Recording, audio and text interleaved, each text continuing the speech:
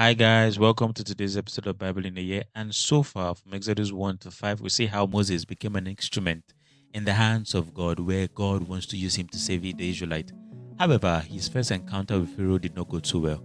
He was very down. So, how will God show his mighty hands? By saving the Israelite. Let's take a listen.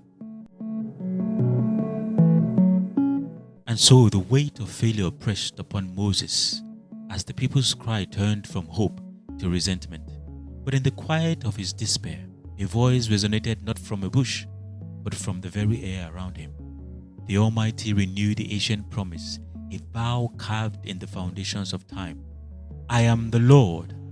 I will bring you out from under the burdens of the Egyptians. Beside him, Aaron stood as a pillar of strength, his presence a reminder that no man walks the path of deliverance alone. And so the brothers returned to the obsidian throne, where Pharaoh sat as a living God. To prove their authority, Aaron cast down his staff with a sound like a dry parchment tearing. The wood twisted, and scales shimmered into existence as it became a serpent. Pharaoh's own sorcerers matched the same feat, their snakes hissing in the touchlight, but Pharaoh's serpent were all devoured by Aaron's serpent. Despite the sign, Pharaoh's heart remained stone and unyielding against the warning of the coming storm. At the banks of the Nile, the lifeblood of the empire, Moses raised the staff. As the wood struck the surface, the water did not splash, it curdled, and the river turned into a vein of thick, stagnant blood.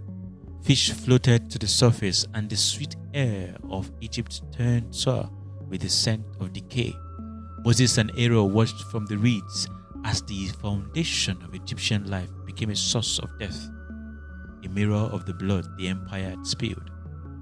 When the blood receded, the land found no peace. From the mud of the receding river, frogs emerged into a carpet of slime, evading the very bedchambers of the palace.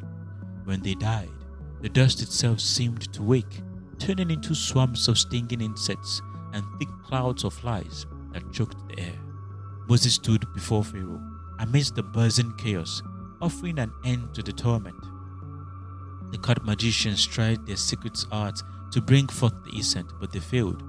One even said with a terrifying realization, "This is the finger of God," he whispered.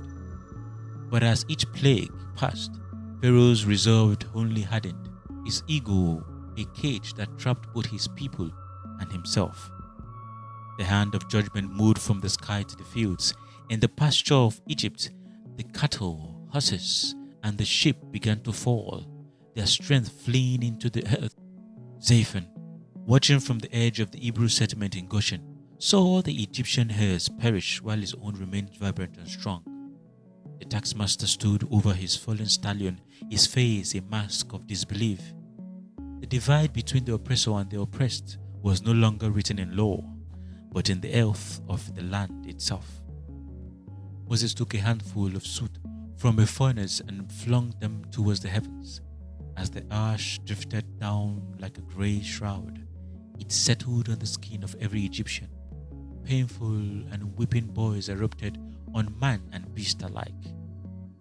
Even the court magicians, who once mimicked the signs of God, could no longer stand before Moses.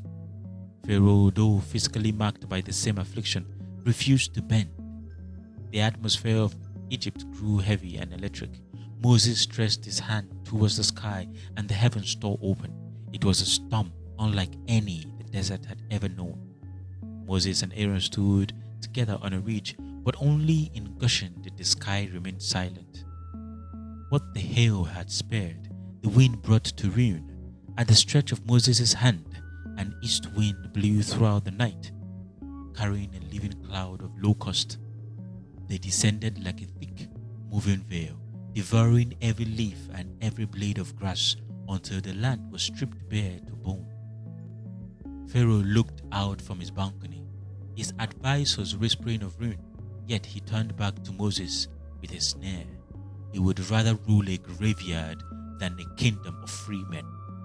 Then came the silence. For 3 days, a darkness so thick it could be felt descended upon Egypt. It was not the absence of light, but the presence of a void, No lamp could pierce it, no fire could warm it. Pharaoh sat in his palace, paralyzed by the weight of the shadows, but in the dwellings of the Israelites a soft, steady glow remained. Moses and Aaron sat together in the light, the parchment of their lives illuminated by the hope that the darkness could not comprehend.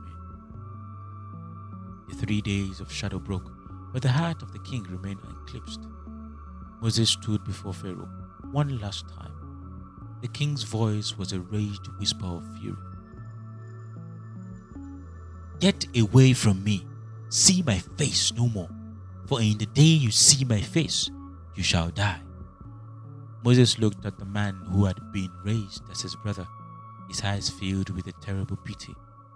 "You have spoken well," Moses replied. "I will never see your face again." The final shadow was moving, and the night of passing over was at hand.